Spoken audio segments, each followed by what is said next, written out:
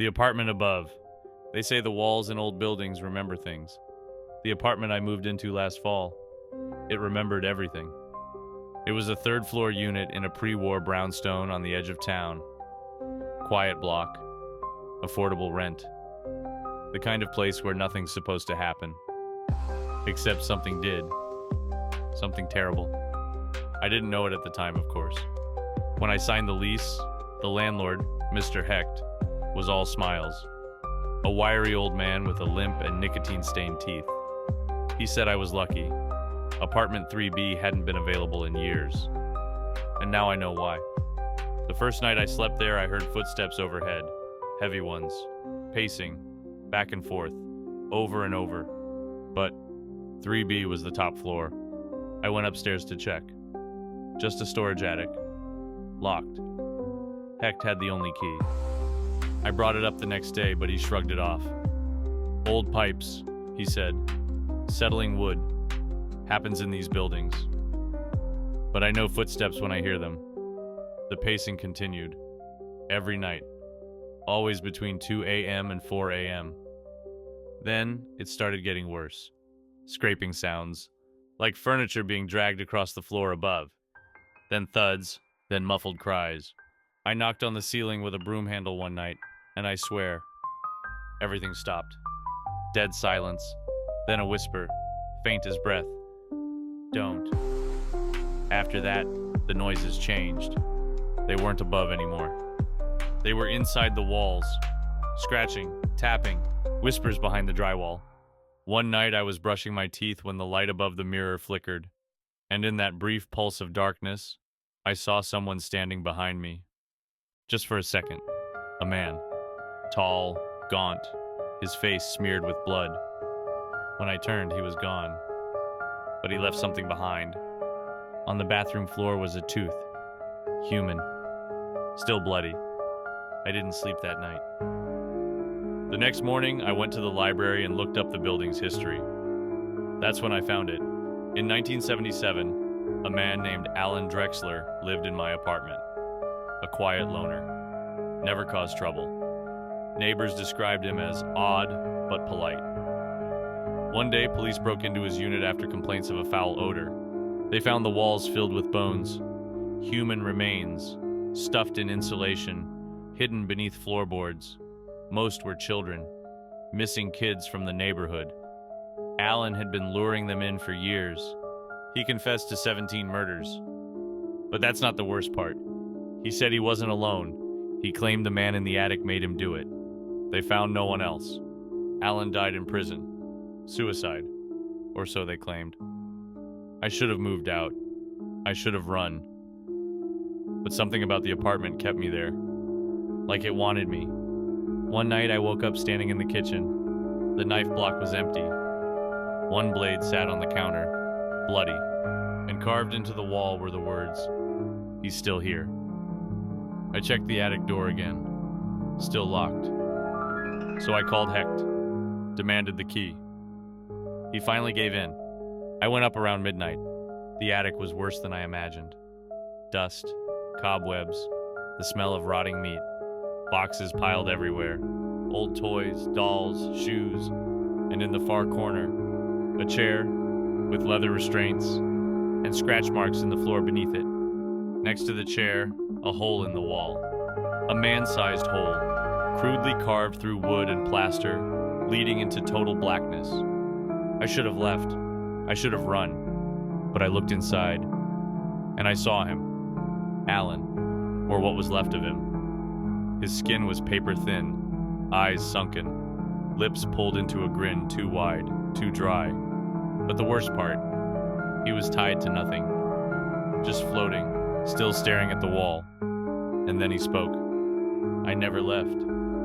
I ran, but the stairs twisted, turned. Suddenly the attic had more doors than before. Endless hallways, no windows. I swear that place changed, shifted itself around me. I screamed, I begged, I slammed my fists against the walls. Eventually I found the exit, or something like it. When I made it back to my apartment, it was morning. But something was wrong. My floor was covered in dust, like no one had lived there in years. I looked in the mirror. I looked older, thinner. My eyes were sunken. My fingernails were black. I don't know how long I was gone. No one in the building recognized me. Hecht was gone. The name on the building was different.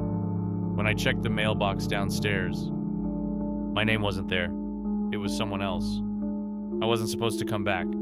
The apartment remembered me, but the world had already moved on. Now I hear them at night. The footsteps, the whispers, the man in the attic. He's waiting. And soon, I think I'll join him. Because sometimes, I find myself staring at the walls, and I think I can see shapes moving inside them. They whisper my name, and worse, sometimes I whisper back.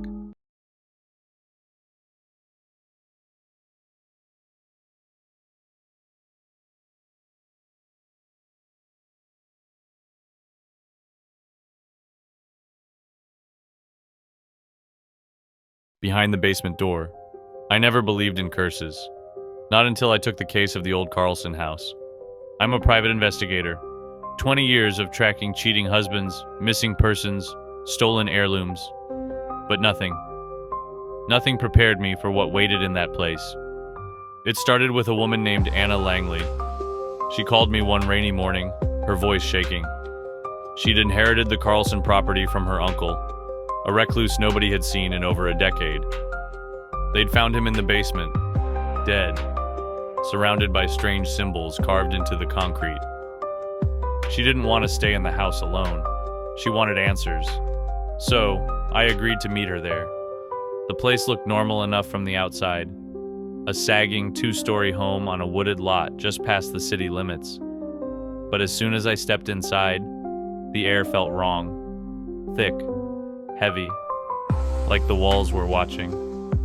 Anna led me through the dim halls, apologizing for the dust. She said the footsteps started the day she got the keys. Late at night, someone, or something, moving through the rooms, doors closing on their own. Whispers from behind the basement door.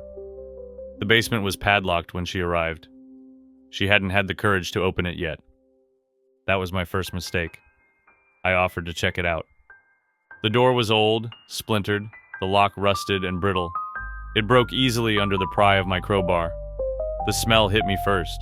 Rot, mold, and something like old copper. I descended the stairs, flashlight beam jittering over damp concrete. That's when I saw the symbols. They covered the walls, scrawled in something brown and dry.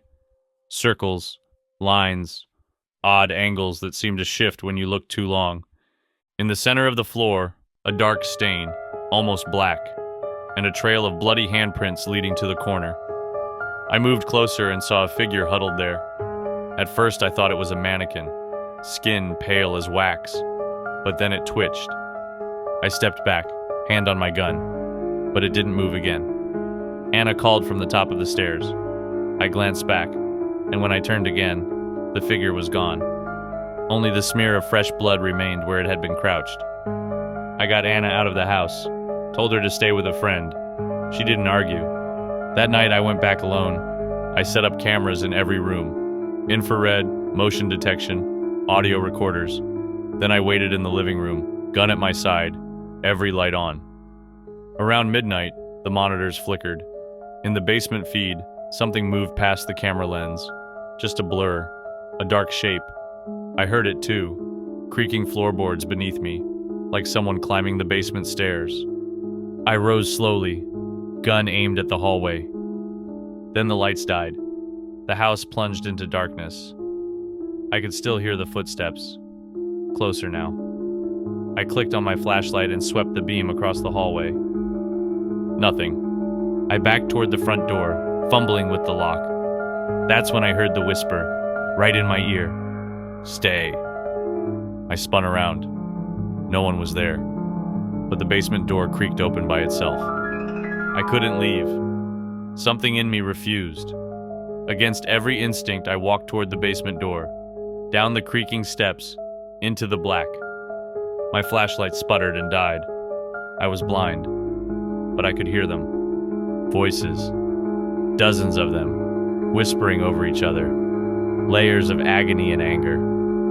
I felt them brush against me, cold fingers tugging at my coat, scraping across my skin. I shouted, trying to drive them back, but the whispers only grew louder, more frantic.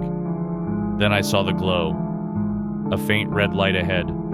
I stumbled toward it and found the source, a lantern, sitting in the middle of a circle of bones, and standing in the shadows around the circle were the dead. I saw the old man, Carlson, his neck twisted at an unnatural angle, mouth locked in a silent scream. Behind him, children, their eyes empty, skin gray and flaking, all staring at me. One stepped forward, Anna, but it wasn't her face anymore. It was hollow, stretched tight over something else, something that grinned with too many teeth. She spoke in a voice like dry leaves. "We are all here now." I fired my gun. The shot echoed like thunder, but the thing kept moving. My hands were shaking so badly I dropped the gun. I turned and ran, stumbling up the stairs, but the steps never ended. I ran and ran, the same 10 steps repeating forever. The whispers chased me, laughing.